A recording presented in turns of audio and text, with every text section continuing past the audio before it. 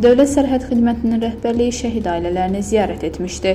Dövlət Sərhəd Xidmətinin rəhbərliyi xalqımızın milli mənəvi dəyərlərini özündə əks etdirən Novruz bayramı və müqəddəs Ramazan bayramı ərəfəsində Vətən müharibəsi, eləcə də 12-13 sentyabr 2022-ci il tarixlərində Ermənistan Silahlı Qüvvələrinin geniş miqyaslı təxribatının qarşısının alınması zamanı şəhid olmuş vətən övladlarının ailələrini ziyarət etmişdi.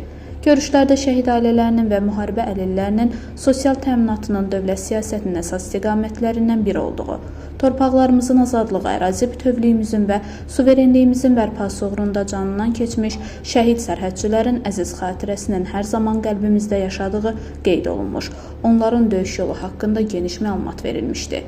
Şəhid ailələri göstərilən yüksək diqqət və qayğıya görə Azərbaycan Respublikasının Prezidenti, Silahlı Qüvvələrin Müzəffər Ali Baş Komandanı cənab İlham Əliyevə və 1-ci vitse-prezident Mehriban xanım Əliyevaya dərin minnətdarlıqlarını bildirmiş, dövlətimizin şəhid ailələrinə olan həssas münasibətini yüksək qiymətləndirmişlər. Bildirilmişdi ki, şəhidlərimizin xatirəsinin anılması, onların ailələrinə mənəvi dəstəyin göstərilməsi hər bir vətəndaşın borcudur və Azərbaycan sərhədçiləri bundan sonra da vətən uğrunda canını fəda etmiş qəhrəmanların xatirəsinə daim ehtiram göstərəcəkdir.